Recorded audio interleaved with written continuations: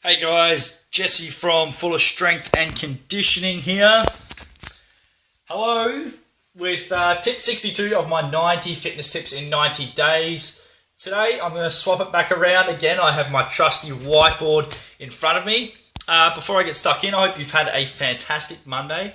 Hopefully you've got over the Monday-itis and attacked Monday head on. So, I'm going to flip it back around.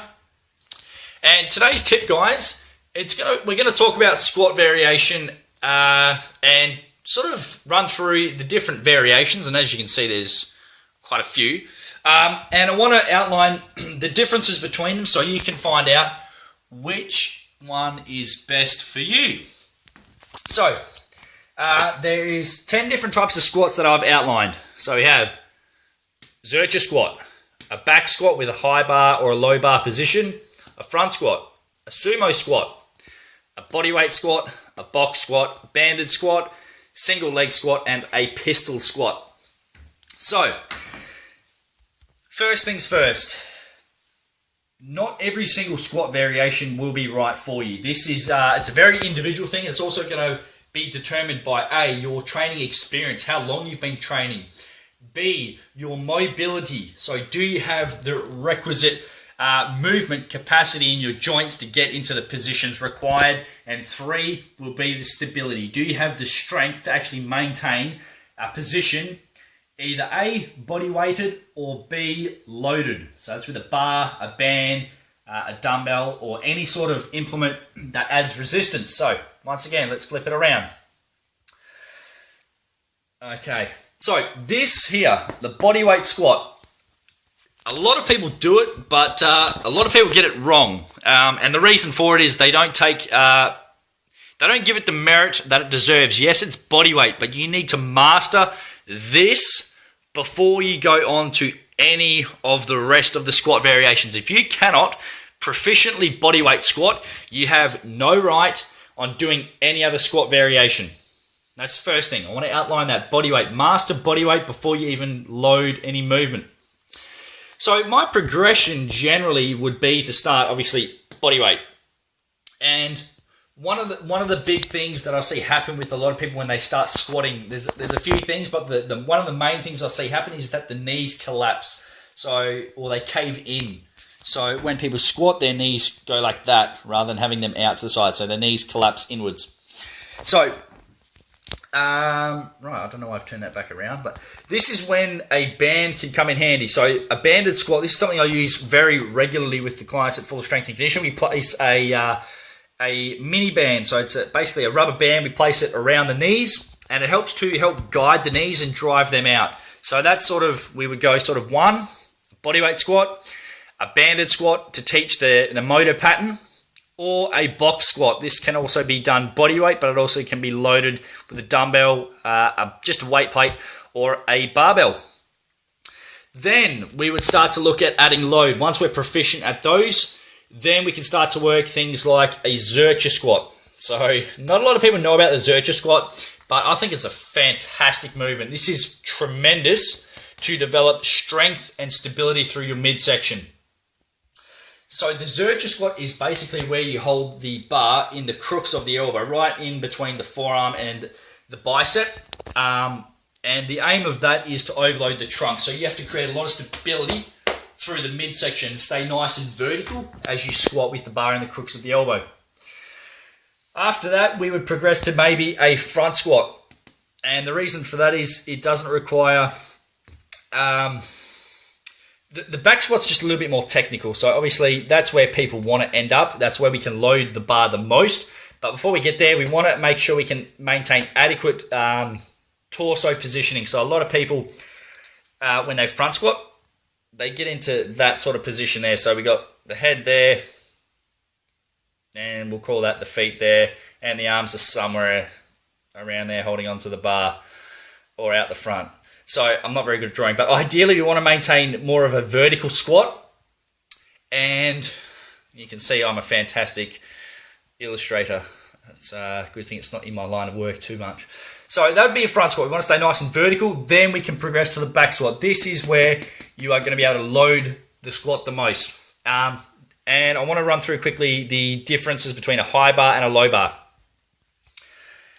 Now, once again, this is going to come back down to your anatomy, how you're actually built, your lever length, your arm length, your femur length, so how long your legs are, and also that stability mobility complex we talked about earlier. You can definitely squat a lot more load with a low bar. So just quickly, high bar is where you have the bar quite high on the upper back. It is not on the neck, it's on the upper back, so it's on your traps. It acts as a bit of a cushion for the bar to sit. Then we have a low bar position, which is essentially lower on the back, on the rear delt area, and that allows us with a bit more of a torso lean, so a little bit of more of a forward inclination, allowing us to load the hips more than the knees and the quads. So which one's better? They're not better. It's not one better than the other. It's not the front squat. It's not the high bar versus the low bar. They're just different. So a lot of power lifters use low bar because, once again, the hips have a lot more power in them than the knees or the quads.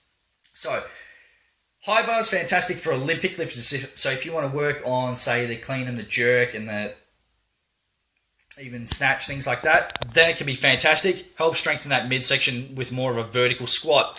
If you want to lift the max amount of weight, then a low bar is going to be more beneficial for you, as long as you can get into these positions safely. Right. I think we've covered enough on the back squat. Let's talk about sumo squat. Now, sumo squat, this is where you would have the feet angled out like so. So let's call that a foot, and let's call that a foot. Once again, I cannot draw for the life of me. This is where a lot of people get confused. Because the feet are driving out and the knees are being driven out in that same line, people think, and they can feel a sensation through the inner thigh. So they think it's working the inner thigh. This is incorrect. Okay? When you sumo squat, you are not working the inner thigh. You're actually working the outer thigh. And I'll explain. Right. So when we abduct, or when we take this knee out, we have to use the muscles around the outside of the hip to drive that knee out. So these muscles, you can feel a sensation, but it's more of a stretch. These muscles are getting lengthened, okay? So they're not actually contracting as such. The knees are being driven out, but it's this area here. It's the hip and the abductors around the hip and the glutes that do the work to actually get you into that position. So, sumo squats, if you want to develop your hips, if you want to get really strong through the hips, or just mix up your training, go for a slightly wider stance, turn the toes slightly out, and just be aware it's going to work the outer thigh, not the inner thigh. Yes, there's a stretch sensation on the inner thigh, but it's the outer thigh or the glute med, the muscles that abduct and take the knee out, that are actually getting the work. Right, last couple. If you play sports, or if it's something that you want to work on muscular imbalances, which I hope most people would want to address, we would be looking at these two here. Single leg squat or a pistol squat. These are fantastic, the single leg variations, something I've been playing around with a bit, and they're quite horrendous actually if you do quite a lot of them. But basically, this is to develop stability through the foot, knee, and hip. And a way you can actually do it is to sit onto a box or a bench. So if that's a box or a bench, we'll just say that's a bench, you would aim to sit basically onto it like so. So you'd sit down and then you'd stand up nice and vertical, and there's the head. Okay, so you'd sit and you'd stand, and the main thing is to keep the knee traveling in the same line as the toes. Then you would have the pistol squat. So this is where you do it unassisted. So the bench goes away. So the bench disappears. There we go. And you'd essentially work on having no assistance on getting into a deep squat position unassisted with one leg.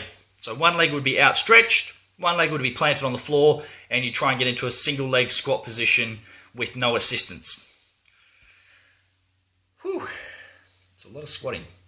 So for me personally, as long as you're a healthy individual, if you don't have any movement or any injuries that limit you to squat, you should be able to do one of those squat variations. We have 1, 2, 3, 4, 5, 6, 7, 8, 9. If we go to the back bar, we have 10 squats. 10 different squat variations for you.